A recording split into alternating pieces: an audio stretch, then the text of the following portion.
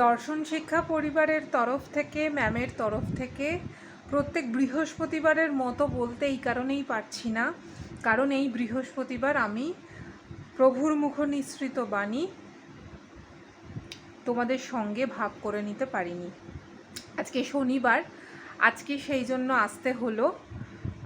আমাদের দর্শন শিক্ষা পরিবারের অভিনব দর্শনের যে শুধু ক্লাসটুকু, যেটা বৃহস্পতিবার হয়, আগামী দিনে যতদিন প্রভু চাইবে ততদিন হবে, কিন্তু ওই মাঝে মধ্যে যে একটা গ্যাপ হয়ে যাচ্ছে, আমি বৃহস্পতিবার দিনটা আসতে পারিনি, যে কারণে আজকে আমি ক্লাসটা করছি। আজকে শনিবার, তাও অনেকটা রাত্রিবেলা। জানি না তোমরা কতটা কিভাবে শুনতে পাচ্ছ, শুনতে পাবে, কতটা ভালো ক্ল্যারিটি আসছে, এইসব তো বলতে হয় না। তো আমি তো এইসবের অতটা বেশি ধারি না, তো সেই কারণে আমি অত কিছু বলছি না। শুধু এইটুকুই বলবো, যদি খুব অসুবিধে হয় শুনতে, তাহলে কানে একটু হেডফোনটা নিয়ে সকলে শোনো। যারা যারা অবশ্যই শোনো তাদের কথাই বলছি, যারা শোনো না তারাও একটু শোনার চেষ্টা করো। সকলে নিশ্চয়ই ভীষণ ভালো আছো, পজিটিভ আছো, দর্শন শিক্ষা পরিবারের সঙ্গে আছো, প্রকৃতির সঙ্গে আছো, প্রভুর সঙ্গে আছো, সর্বোপরি নিজের বিবেকের সঙ্গে আছো। তো যেখানে একদম শেষ করেছিলাম লাস্ট বৃহস্পতিবার, আজকে সেখান থেকে শুরু করব, কিন্তু ওই প্রত্যেকবারের মতো আগে বলে নিই। তারপর আগের লাইনটা ছিল, বাচ্চা যখনই হয়, বাচ্চা যখনই মাতৃগর্ভে আসে, তার সাথে সাথেই বাচ্চা ভূমিষ্ঠ হবার আগেই দুধের উপায় করা হয়ে থাকে। আমাদের যখন যা কিছু দরকার প্রকৃতি থেকে, কিন্তু আমাদের সেই দরকারটুকু মেটানোর জন্য সুন্দর করে সকলকে সকল কিছু কিন্তু দিয়ে দেওয়া আছে। সকলের জন্যই প্রকৃতি নির্ধারিত কিছু বস্তু, নির্ধারিত কিছু সময়, নির্ধারিত কিছু গন্তব্যস্থল আগে থেকেই ঠিক করে রেখেছে। আমরা শুধু কি করছি, যেটা ঠিক হয়ে আছে একটার পর একটা সিঁড়ি বা একটার পর একটা ধাপ, আমরা সেইটাকে অতিক্রম করছি। কেউ কেউ খুব সুন্দর করে নিজের বুদ্ধিতে করছি, কেউ কেউ সেই বিবেকের সুরে, সেই সত্যিকারের পথে, নিজের অন্তরের বিবেকের সেই ডাকে সাড়া দিয়ে আমরা এগোচ্ছি। এটাই খালি তফাৎ। কেউ পজিটিভিটি নিয়ে এগোচ্ছে, কেউ নেগেটিভিটি নিয়ে এগোচ্ছে। তো তারপর থেকে এই যে প্রভু কথাটা বললেন, বাচ্চা ভূমিষ্ঠ হবার আগেই দুধের উপায় করা হয়ে থাকে। উপায় না করে, উপায় না দিয়ে সৃষ্টি করে না, সৃষ্টি করে না, সৃষ্টি করে না। এটাই হলো শূন্যের খেলা, শূন্যের ওই সুরের খেলা। তাতে এ ব্যবস্থাও আছে যে যেখানে যেমন ডিফিকাল্টিজ অ্যারাইজ করবে, সেই সমস্তগুলো আমরা আমাদের নিজেদের স্বাধীন বুদ্ধিগুলো দিয়ে সমাধানের চেষ্টা করব। কিন্তু পরিবর্তে দেখা যাচ্ছে আমরা নিজেরাই নিজেদের মধ্যে যে স্বাধীন বুদ্ধিবৃত্তি আছে, তাই দিয়ে দিয়ে নিজেরা নিজেদের ক্রুসিফাই করছি, মানে নিজেরাই নিজেদের বিদ্ধ করছি। আমার জীবনের সঙ্গে কি ঘটলো, কেন আমার জীবন আজকে এখানে এই অবস্থানে অবস্থান করছে, আমি কোন কোন পথ দিয়ে এলাম, সেখান থেকে আমি কি কি অভিজ্ঞতা অর্জন করলাম, এরকম কত কথা, কত বাক্য, কত নয় কত কত বাক্য, কত কথা, কত শব্দচয়ন, বহু কিছু আছে। কিন্তু করেছি তো আমরা সেই নিজেরাই।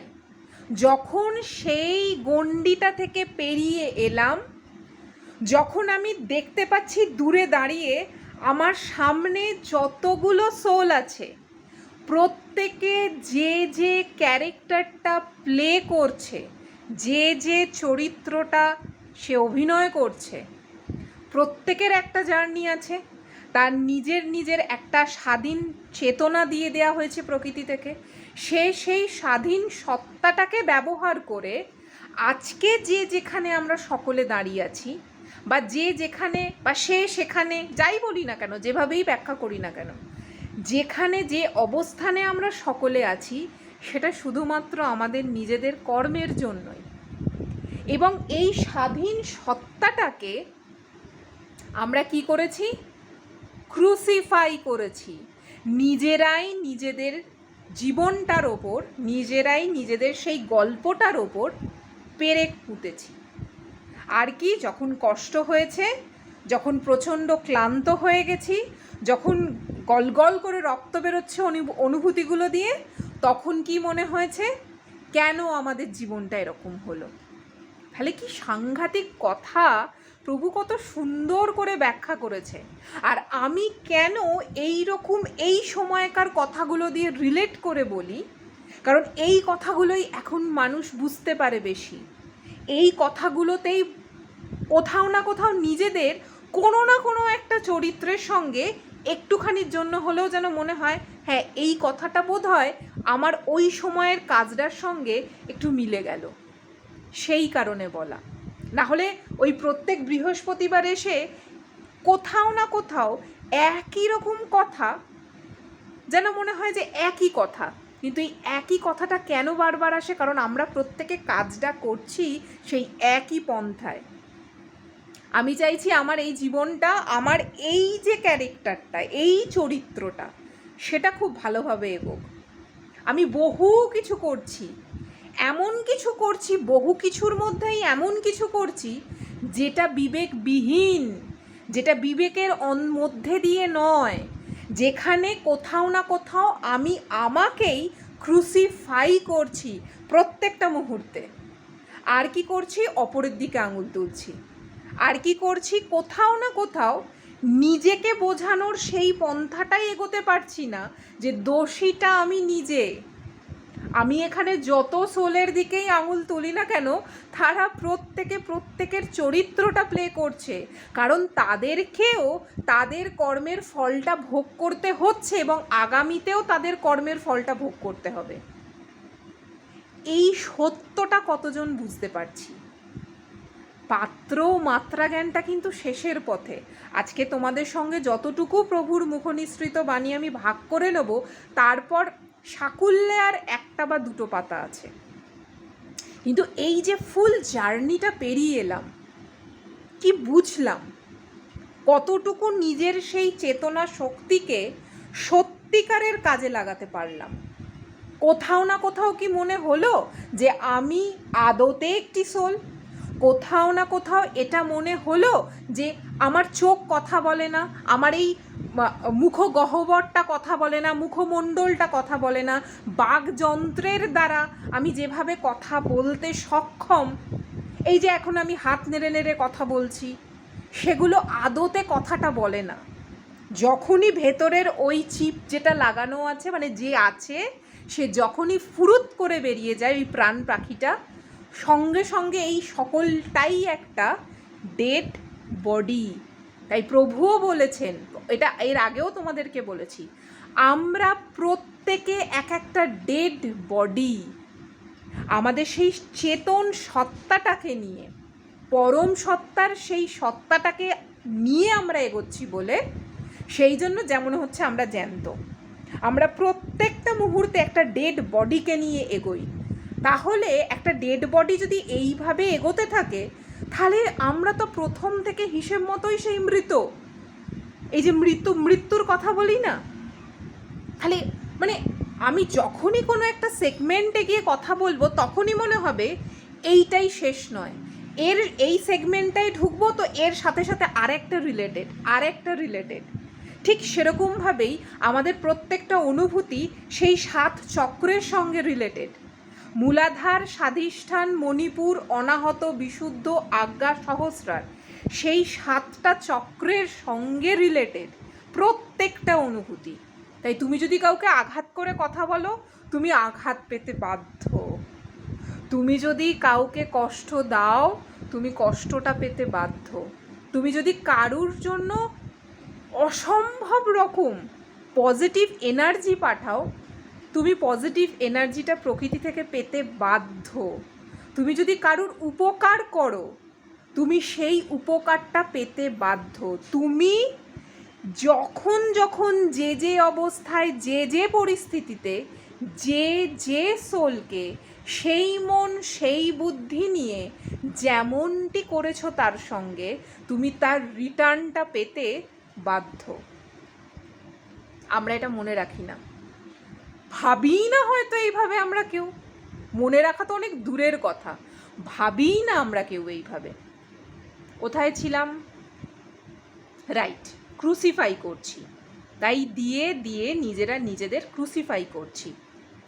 এটাও ন্যাচারাল গিফট, প্রকৃতির মহাদান। প্রকৃতি আমাদের স্বাধীন চিন্তাগুলো উইল করে দিয়েছে। ওই যে অনেক পুরনো ভিডিওতে আছে, আমি বলেছিলাম বাড়ির যেমন উইল হয় না, এই যে সম্পত্তি নিয়ে মানুষের কত কিছু কাটাছেঁড়া, দেবো না, করবো না, ঠকাবো, এই যে এত কিছু আমাদের প্রত্যেকের মধ্যেও প্রকৃতি থেকে প্রভু বলছেন এই স্বাধীন চিন্তাগুলোই এক একটা উইল। আমি এইভাবে ভাবতে পারি, আমি একটা মানুষকে দেখে আমার মন দ্বারা, আমার বুদ্ধি দ্বারা আমি তাকে জাজ করছি, আমি আমার মতো করে তাকে আমি খেলানোর বা খেলতে পারি। কারণ সমাজ, আমাদের যে সমাজ, সেই জঙ্গলটা আমাদেরকে সেইভাবে এগোতে শিখিয়েছে, এখনও শেখাচ্ছে। আমি যেভাবে পরিচালনা করব অন্যকে, সে সেভাবেই করবে। এখনও দাস প্রবৃত্তিটা কোথাও না কোথাও থেকে গেছে। সেটা শুধু কি বলি, কর্মক্ষেত্রে নয়, কর্মজীবনের জন্য নয়, তুমি প্রত্যেকটা মুহূর্তে কোনো না কোনোভাবে কারুর না কারুর প্রতি দাস প্রবৃত্তিটাকে কাজে লাগাচ্ছ। এমনকি তুমি তোমার নিজের অনুভূতিগুলোর প্রতিও দাসত্বের সেই প্রভুত্বটাকে, আমি প্রভু, সেইটাকে তুমি কাজে লাগাচ্ছ। কিন্তু সেইটা যদি সঠিকভাবে কাজে লাগাতে আমরা পারতাম, তাহলে আর আজকে আমাকে এই ভিডিওটা করতে হতো না। বা আমরা যদি সঠিকভাবে সেই প্রত্যেকটা অনুভূতিগুলোকে বিবেকের দ্বারা নিয়ে এগোতে পারতাম, তাহলে আর মনে হতো না আমাকে যদি কেউ আঘাত করে, তাহলে তার কথাগুলোকে আমি আমার সেই অনুভূতি দ্বারা আমি বিচার করতাম না। আমাকে এরকম করে বলল, এত এত এত কথা থাকতে পারে কারুর, এই ব্যাপারগুলো থাকতো না। আমরা তখন এটাই বুঝতাম, আচ্ছা ঠিক আছে, সে তার মাত্রা, তার পাত্র নিয়ে যে সোলটা আমার সঙ্গে ডিল করছে, যে ক্যারেক্টারটা সে প্লে করছে, সে সেভাবেই কথা বলবে, এটাই তার নেচার, সে এইভাবেই এসছে। কারণ কি, সে ওই তামসিক গুণগুলো থেকে বেরোতে চায় না, সে এই সংস্কারগুলো থেকে বেরোতে চায় না, সে এই পৃথিবীটাতে, এই কারখানাটাতেই আবদ্ধ থাকতে চায়। তাহলে প্রভু বলছেন যে তোমাদের এই স্বাধীন চিন্তাগুলো উইল করে দিয়েছে, আমরা ইচ্ছে মতো তার প্রয়োগ করতে পারি। এখানেই সতর্কতা অবলম্বনের প্রয়োজন। যেখানে দরকার নেই, অপ্রয়োজনে সেটা বিষ হয়ে দাঁড়াতে পারে। যেমন বিশেষ খাদ্যেও ফুড পয়জনিং হয়। এমন পার্টিকুলার কোনো খাবার আছে যেটা হয়তো তো আমাদের প্রত্যেকের ইন্ডিভিজুয়ালিটিটা আছে, তো সেই রকমভাবে খাবারেরও ইন্ডিভিজুয়ালিটি রয়েছে, আলাদা আলাদা পৃথক পৃথক ভাগ রয়েছে। যে কোনো একটা খাবার আমার জন্য উপকৃত নয়, সেটা খেলে হয়তো আমার ফুড পয়জনিং হয়ে যেতে পারে। তাহলে ওই পয়জনে রূপান্তর হওয়ার ক্ষমতা খাদ্যের মধ্যেই আছে। ভালো না হয়ে হলো উল্টো, হলো মন্দ। তুমি দেখতে পাচ্ছ, তুমি একটা নতুন করে কোনো কোনো একটা গোষ্ঠীর সঙ্গে জড়িয়েছ, ঠিক আছে? বা তোমরা দেখতে পাচ্ছ, তোমাদের মনে হচ্ছে যে আমি এমন একটা পরিবেশের মধ্যে রয়েছি, যে পরিবেশটা হয়তো আমার জন্য ভীষণ ভালো। সেটা তোমার মন, তোমার বুদ্ধি দ্বারা মনে হচ্ছে। কারণ কি, তুমি তখনও ওই পরিবেশটার বা ওই গোষ্ঠীটার পুরোটা ধাপ তুমি পেরোওনি। তুমি দূর থেকে বা কিছুটা গিয়ে তোমার মনে হচ্ছে যে হ্যাঁ, এটা একদম পারফেক্ট। কিন্তু যখন তুমি পুরো সেশনটা কমপ্লিট করে নিচ্ছ, মানে ওই গোষ্ঠীটা সম্পর্কে যখন তুমি পুরোটা জানতে পেরে যাচ্ছ, তখন কিন্তু তোমার মনে হতে পারে যে না, এটা তো আমার জন্য ঠিক ছিল না। তাহলে কি সাংঘাতিকতা। আরও একটা কিছু আমার মনে হচ্ছিল বিষের কথাটায় প্রভু যখন বলছেন। আরও একটা কিছু আমার এক্সাম্পল মনে এলো, কিন্তু ভুলে গেলাম কোথায় ছিলাম যেন। হ্যাঁ, যেখানে দরকার নেই অপ্রয়োজনে সেটা বিষ হয়েও দাঁড়াতে পারে। তার মানে আমি যখন আলটিমেটলি ওই পুরোটা জানতে পারলাম, দেখলাম আরে আমি তো বিষ খেয়ে ফেলেছি, তাহলে বিষ খেলে কি হতে পারে? সেই ডাক্তার, সেই নার্সিংহোম বা হসপিটাল, সেই যন্ত্রণা ভোগ করা, যেটা আমরা সকলে করছি। আমরা প্রত্যেকে এত সুন্দর করে বিষটা খেয়েছি, আমরা কিন্তু জানি আমরা নিজেদের স্বাধীন চেতা অবস্থাতেই, স্বাধীন সত্তায় নিজেদেরকে এত সুন্দরভাবে পরিমার্জিত করে বিষটাকে ধারণ করেছি। বিষের জ্বালা তো নিতেই হবে। তখন আর ওই কথায় গল্পে কত কিছুতে আছে না, যেখানটা নীল হয়ে গেছিল, যার নীল হয়ে গেছিল তাকে কি চোখে দেখতে পেরেছি? আমাদের নীল হয়ে যায়।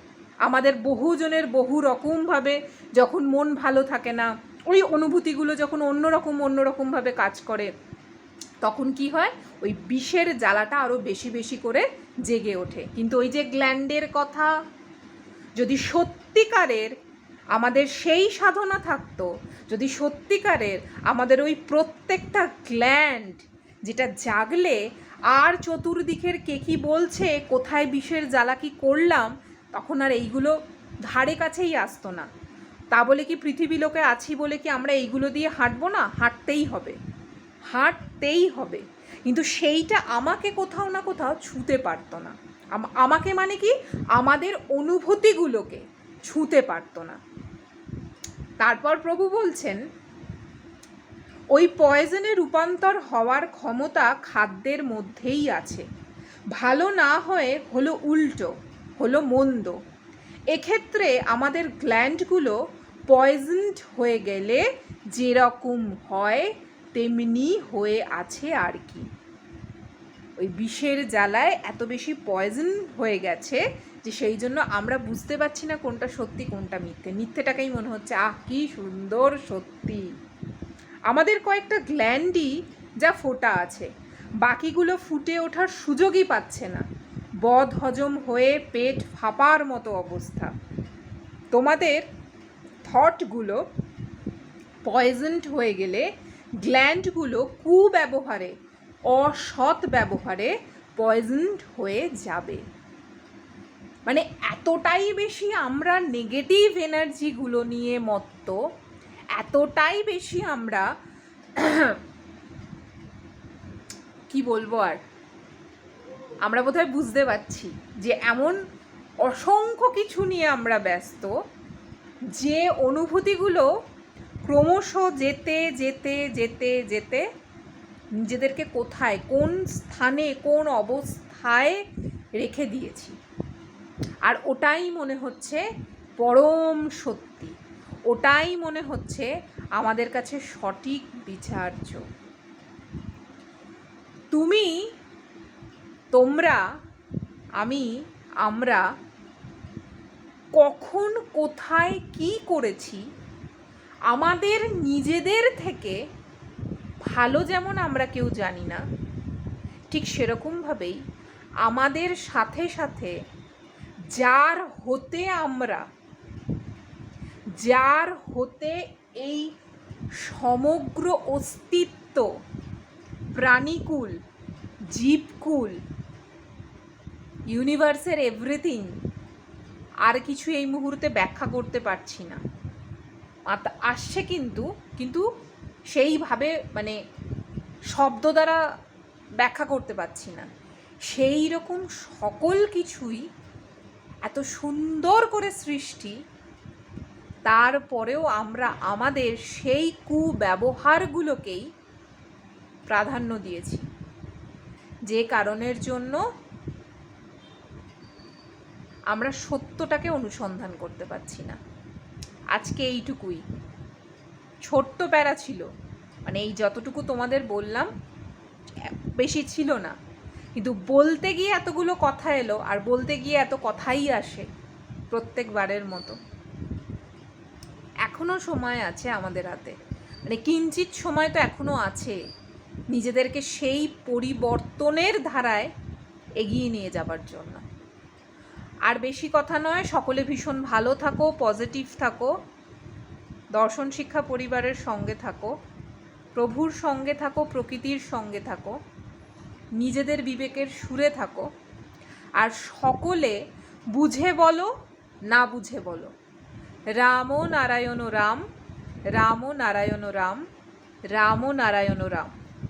ইতিহাসের পাতায় আমরা যে যে টপিকগুলো পড়েছি, ইতিহাসে যা যা সময় পেরিয়ে গেছে, এই প্রত্যেকটা সময়ও কিন্তু পেরিয়ে যাবে, থেকে যাবে কিন্তু শুধু আমাদের কাজটা, এবং সেই কাজটা এই প্রকৃতিতে কেউ মনে রাখবে না, কেউ মনে রাখবে না, শুধুমাত্র যিনি পুরোটাকে রেডি করেছেন। সব কিছু তো আগে থেকে কেউ না কেউ চিন্তা করে রেখেছিল, এমনি এমনি তো আমরা টপকে পড়িনি, এমনি এমনি কোনো কিছু সৃষ্টি হয়নি, এমনি এমনি এক একটা দল, এক একটা সংগঠন, কোনো কিছুই সৃষ্টি হয়নি, সবটাই পূর্ব নির্ধারিত। তুমি কোন মায়ের গর্ভে যাবে, কত মাসে তুমি সেখানে প্রবেশ করবে, এবং কোন বডি তুমি পাবে, কোন টেম্পারেচার অনুযায়ী তুমি পাবে, মানে কোন তাপমাত্রা অনুযায়ী তুমি পাবে, তুমি কি আদৌ মনুষ্যদেহ পাচ্ছ না, মানে মনুষ্যদেহ পাচ্ছ না 20 কোটি স্তরে, সেই সকল স্তরের মধ্যে কোনো একটা স্তরে তুমি যাচ্ছ। পুরোটাই কিন্তু তোমার কর্ম, আমাদের কর্ম, এবং প্রিডিসাইডেড। তাই যতই নাচন কোদন করি, যতই এদিক সেদিক যাই, ভুজুং ভাজুং, জীবনের কত অধ্যায়, কত কিছু পেরিয়ে যাই, সত্যিটা সত্যি, আর সত্যিটা হচ্ছে সেই বিবেকের সুর, নিজেকে জানা, নিজেকে চেনা। আজকে এইটুকুই, নেক্সট ভিডিওতে দেখা হচ্ছে, কিন্তু সেটা বলবো না বৃহস্পতিবার না অন্য দিন। বৃহস্পতিবারের ক্লাসটা যদি না পরের বৃহস্পতিবার আবার করতে পারি, তাহলে এইরকমই কোনো আরেকটা দিন করে নেব। সবাই খুব ভালো থাকো, পজিটিভ থাকো, সকলে বলো রাম নারায়ণ রাম, রাম নারায়ণ রাম, রাম নারায়ণ রাম। নেক্সট ভিডিওতে দেখা হচ্ছে।